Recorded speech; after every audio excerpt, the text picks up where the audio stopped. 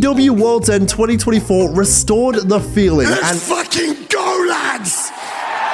What my Billy Goat said. A night that saw banger after banger after banger, and also the return of my GOAT, Adam Copeland, and another GOAT in Kenny Omega.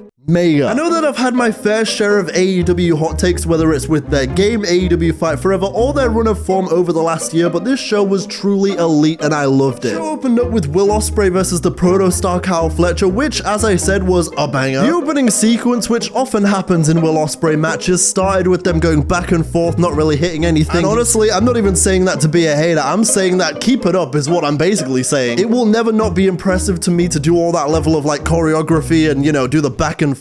It's great. Wow. Men showing barely a half count there as Fletcher. Eventually, Will Ospreay wins with a Styles Clash, if you can believe it. A move in the Styles Clash that outside of AJ Styles himself usually ends in a 2.999, but actually for once it won the match, so shout out to Big Al. The rivalry between Fletcher and Ospreay has been one of the better ones I've seen from AEW. Sure, this isn't the last we've seen of Kyle Fletcher's rise to the top because he is legit.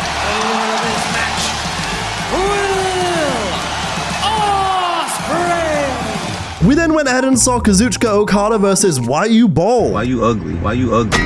But regardless, another absolute classic on this show. Okada is Okada, and Ricochet is, he's kind of killing it in being annoying weirdly. Because don't get me wrong, Ricochet's mic skills are unfortunate, but between him leaning into the crowd as a heel and, you know, really leaning into how much the crowd hates him, and also just his general run in AEW so far, it's kind of working. I'm not gonna lie. Eventually, the match is won by Okada as he heads to the finals later that night against Will Ospreay, and then Swerve comes down after the match to be the #1 Ricochet hater. He goes ahead and says, "Hey you, yeah you, your mic skills are so shit that I can smell the stink from the locker room, jabroni. Hey Prince Nana, hey, why don't you go ahead and give these people some fucking toilet paper so they can throw it at Ricochet so he truly knows how dog shit his mic ability is, okay? Why don't we go ahead and do that, okay? Yeah, I swerve when I drive. Yeah, Ricochet is don't question like that. Why you bald."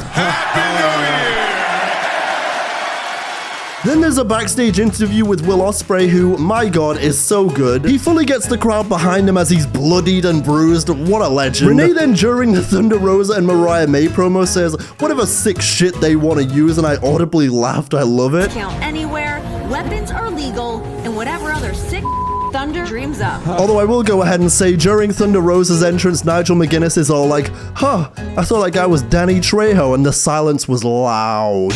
Embracing her father, seated at ringside. That was her dad, I thought it was Danny Trejo. You know, it's kind of like on commentary when good old JR will be like, Daniel Bryan, oh my god, Dean Ambrose, and then Excalibur and Tony Schiavone are like, I can't do this anymore. Listen, I just, what? Come on.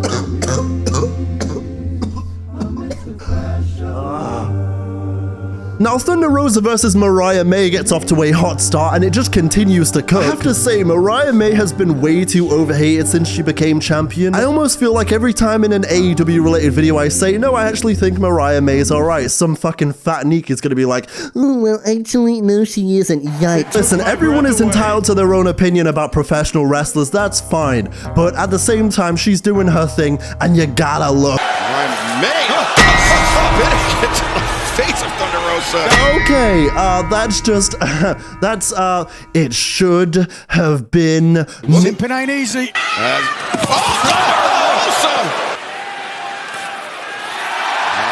Oh my god, the spikes are going to be driven through that virgin skin.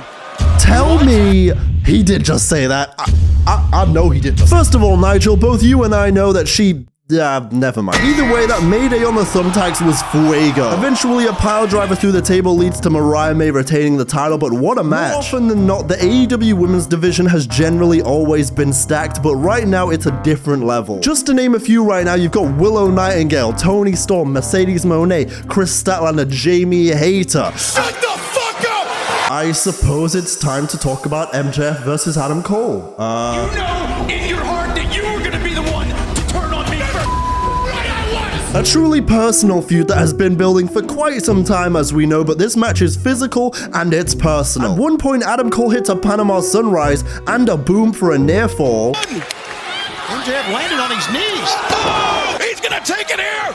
1, 2, no! He must have had resiliency. That's what he had. He had resiliency or something. MJF gets Taven and Bennett ejected with nefarious tactics and wins with the Heat Seeker to make it 6 years in a row with the ring. And then after the match, MJF is like, I'm gonna break his fucking ankle before Roderick Strong and Kyle O'Reilly are like, hang on a minute, wait, what? No. Then MJF gets dunked on with the ring as the fellas reunite. Just bros being bros, you know? What's wrong with that? Powerhouse Hobbs against Takeshita is very good too, and I'm glad Powerhouse Hobbs is doing his thing. Japanese people love me every time I go there.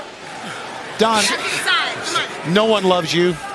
If there was a hater Hall of Fame, I think Tony Schiavone would be the headliner of the first round, okay? The final moments of this match featured Don Callis standing up from commentary at one point in absolute awe that Will Hobbs said, "Fuck a Blue Thunder, I don't care." The crowd also, God bless them, when both men are on the top rope and Hobbs slips and sells the knee. The crowd is all like, please be careful. He fought through the pain.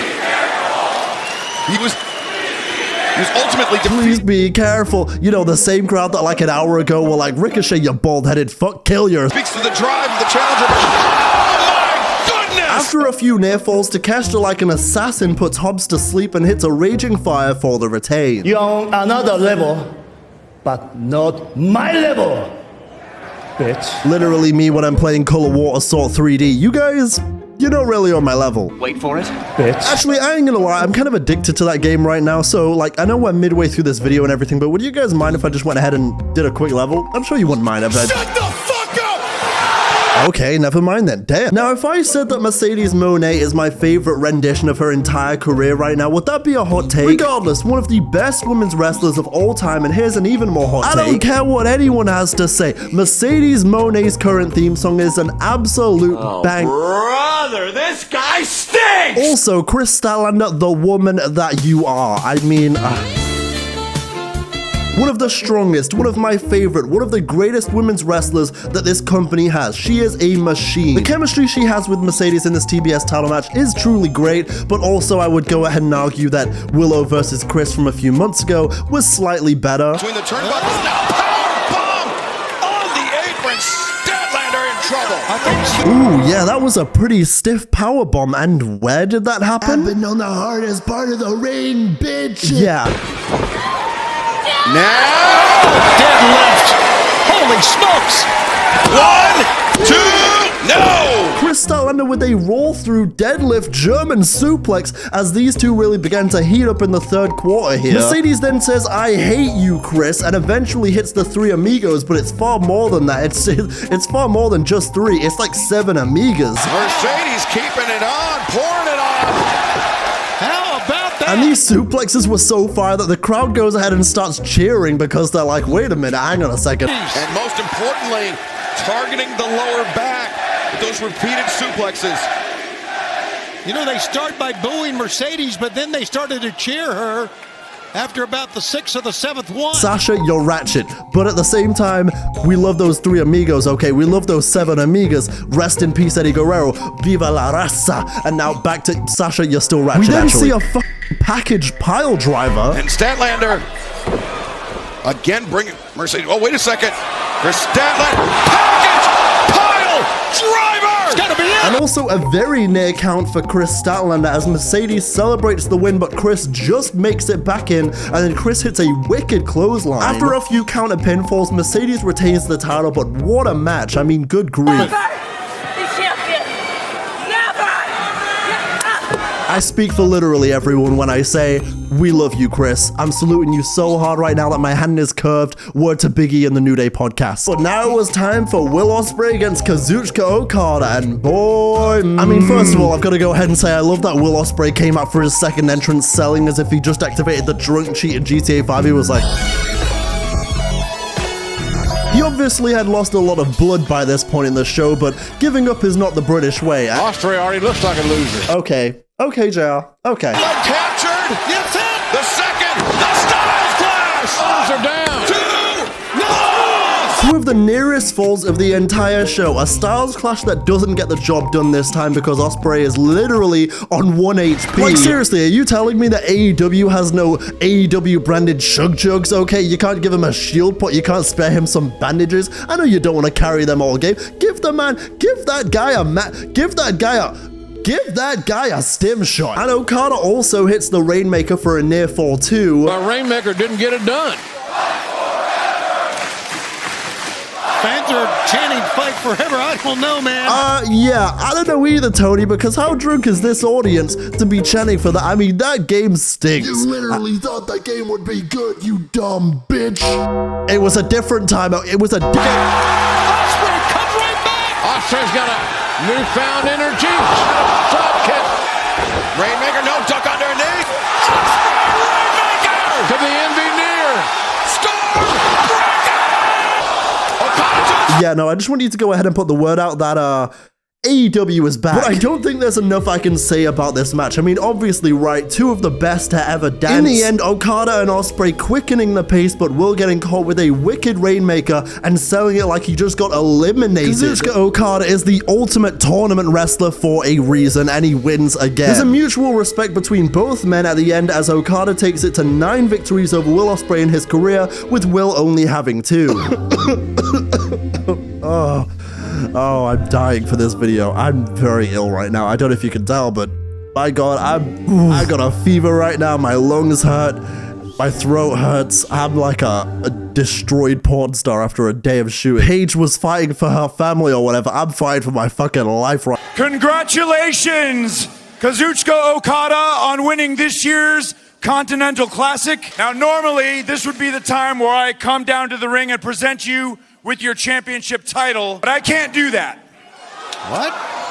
So you remember how earlier Okada beat the hell out of one bald fraud? Well, this is the part of the show where Christopher Daniels enters and he's like, hey, I don't appreciate what you did to my bald brother. And then he throws up like the bald gang sign and he's like, hey, we're getting revenge. And then all these bald wrestlers, like the Big Show, starts descending from the fucking rafters. He's like, well, and he knocks out Okada from above. Brain damage. What the hell? All these bald wrestlers storm the ring and they occupy AEW. It was insane. I am no longer an EVP for All Elite Wrestling, but this man is.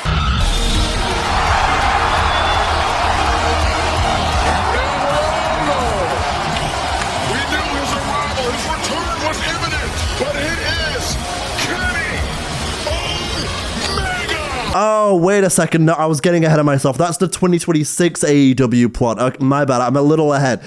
Kenny Omega's back. And my goodness, is it good to see the best Bat Machine, Kenny Omega. I mean, let's fucking go, lads! Of course, his return was imminent, but now we're locked in as he went ahead and handed the title to Okada. Something tells me methinks business is unfinished between these two still. It's also low-key foreshadowing the way they faced off as the All in Texas poster was in the background, so maybe Okada versus Omega happens again in Texas. Walking out of this match next to Jon Moxley for the AEW Worlds End before.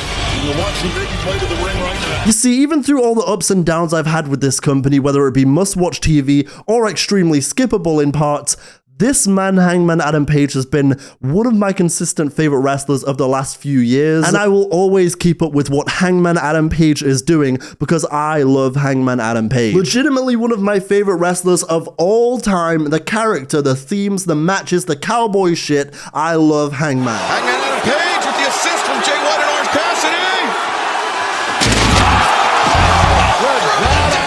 Are you kidding me? Sierra Hotel, India, Echo, Lima, Delta.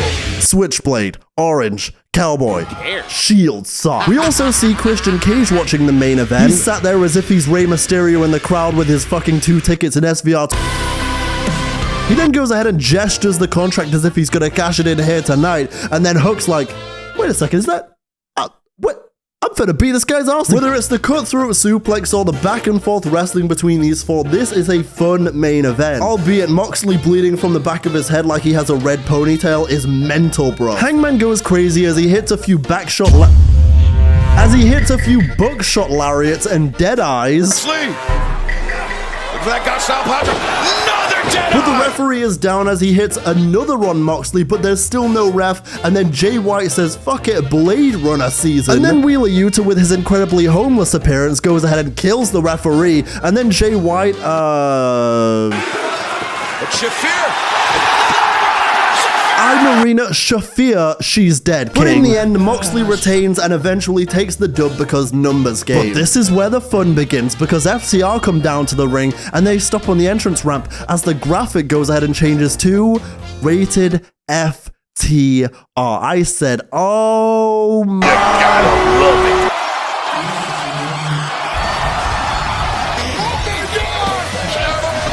My GOAT is back. Everybody shut the FTR hitting the Shadow Machine and these three beating the hell out of the Death Riders is absolute cinema. Oh, Moxley!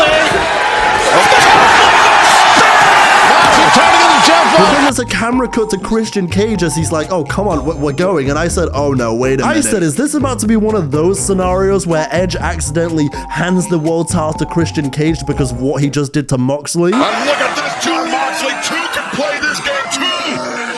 Can lay out the violence. So whenever Mox versus Edge finally happens, we will be there. I'm just so happy that my GOAT is back, and he looks incredible, by the way. It is truly a crazy scene that John Cena's retiring next year and Edge and Christian still at the top of their game.